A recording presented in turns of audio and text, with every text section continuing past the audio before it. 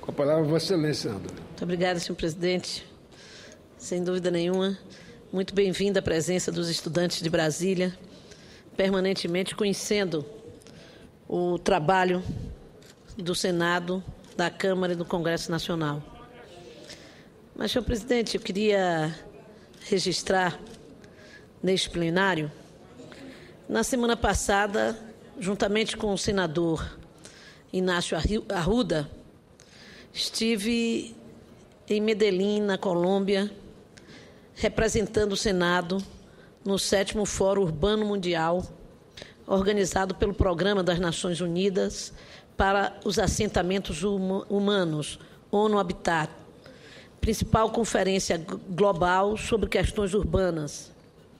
O tema deste ano foi Patrimônio Urbano em Desenvolvimento, Cidades para a Vida.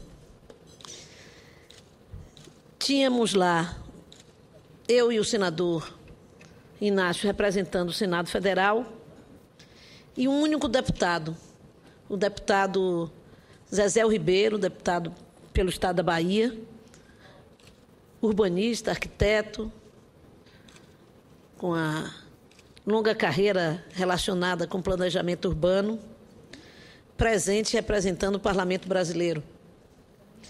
Aliás, essa presença pequena do ambiente político brasileiro, especialmente o Parlamento Nacional, mas os parlamentos estaduais, me chamou muita atenção, porque justamente uma frase lá na conferência de Medellín sintetizava, na minha opinião, esse debate sobre o desenvolvimento das cidades no mundo. Dizia esta faixa lá que a luta por um futuro mais sustentável se ganhará ou se perderá nas cidades. O Brasil tem a maioria da sua população já hoje morando nas cidades, especialmente nos grandes centros urbanos. A vida nas grandes cidades brasileiras, notadamente São Paulo, Rio de Janeiro, Salvador, a terceira maior cidade, capital do Brasil, é uma demonstração que há razões para nos preocuparmos com a qualidade de vida nestas grandes cidades. As obras definidas como obras prioritárias para a Copa do Mundo, que passavam pela construção de arenas, reformas de aeroportos, portos, mas especialmente, e essa foi uma das razões do debate em junho passado,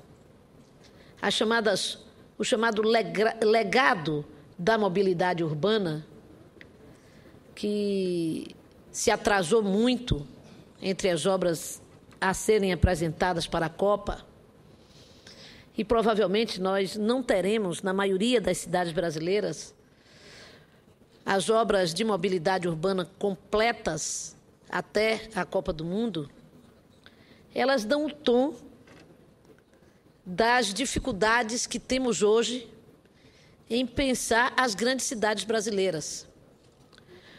Do outro lado, as notícias nos jornais, nos meios de comunicação, nos jornais falados e escritos, também dão conta dessa dificuldade, mostrando até mesmo uma análise de que as UPPs já estariam sendo um modelo superado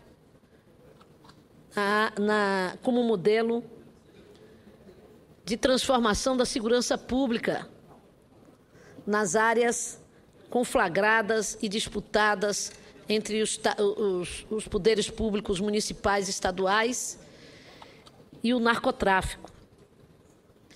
E é justamente nesse quadro onde as grandes cidades brasileiras, médias cidades brasileiras, explodem em busca de alcançar uma melhor qualidade de vida, envolvida com dificuldades de transportes urbanos, de massa, com dificuldades de mobilidade e acessibilidade de diversas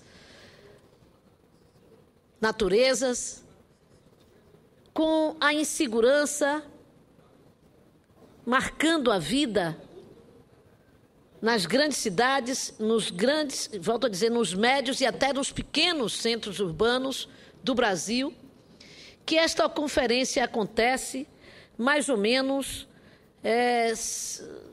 sem a participação do Brasil. O Brasil esteve presente, o governo brasileiro esteve presente, na minha opinião, de forma muito discreta.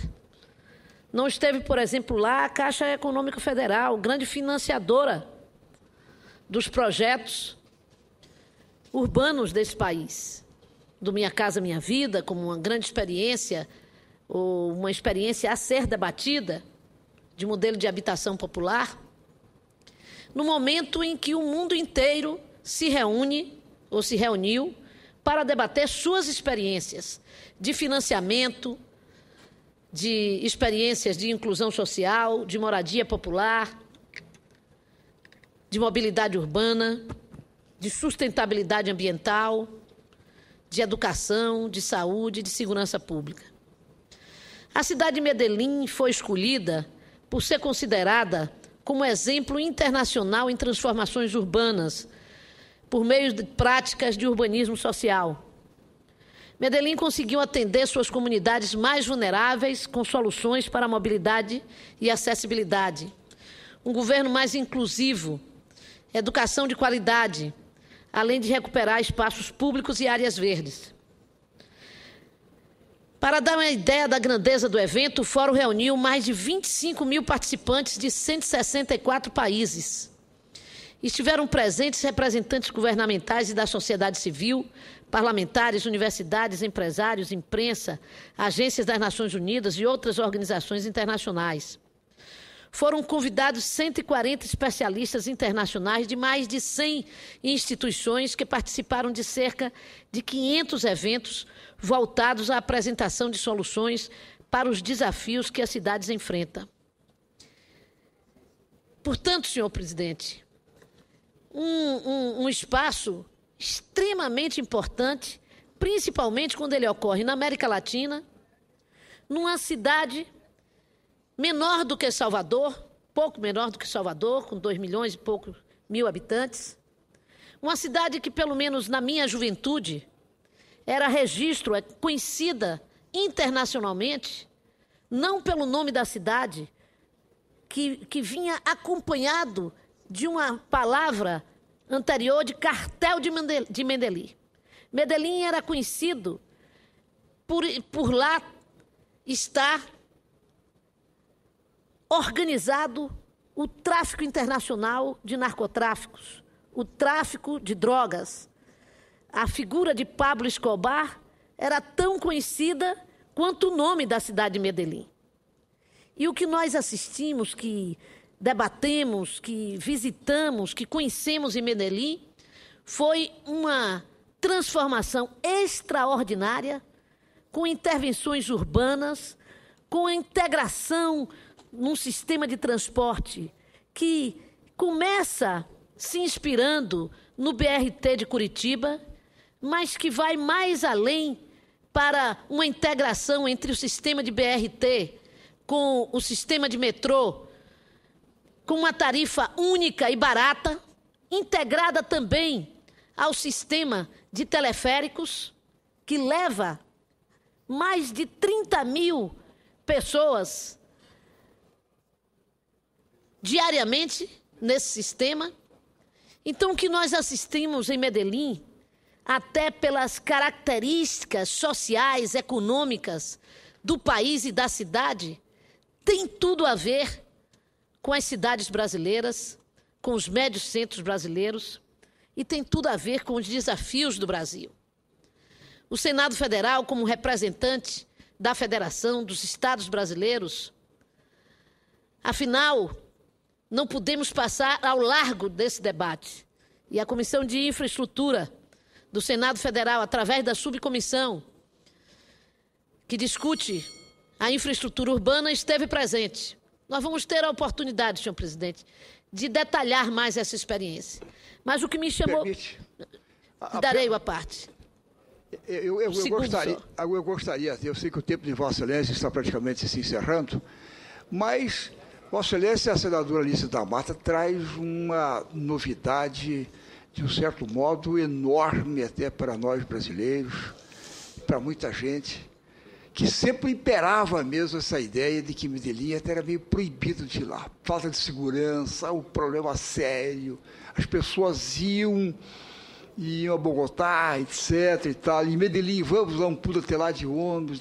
Muitas vezes, não, vamos resistir, porque é perigoso, perigoso. E eis que nessa missão que Vossa Excelência vai a Medellín, o que é a transformação, o que é a educação, o que é a vontade.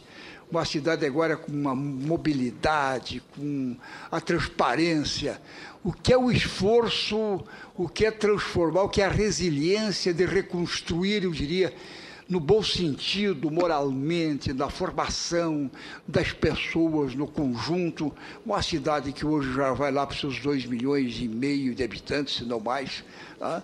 É respeitada não só nas Américas, mas no mundo, quer dizer, cobiçada, mas Medellín hoje, sob um outro aspecto. Como é bonito isso! E a boa notícia que Vossa Excelência vem dar ao Senado, ao Brasil, dessa ida de Vossa Excelência lá, e trazer essas informações a todos. Muito obrigado. Muito obrigado, senhor presidente. Quero, para finalizar, dizer que Medellín tem muito da realidade do Rio de Janeiro, Medellín tem muito da realidade de Salvador, Medellín tem muito da realidade das cidades brasileiras. E, portanto, pensar política pública de segurança para este país não pode deixar de levar em conta aquela experiência.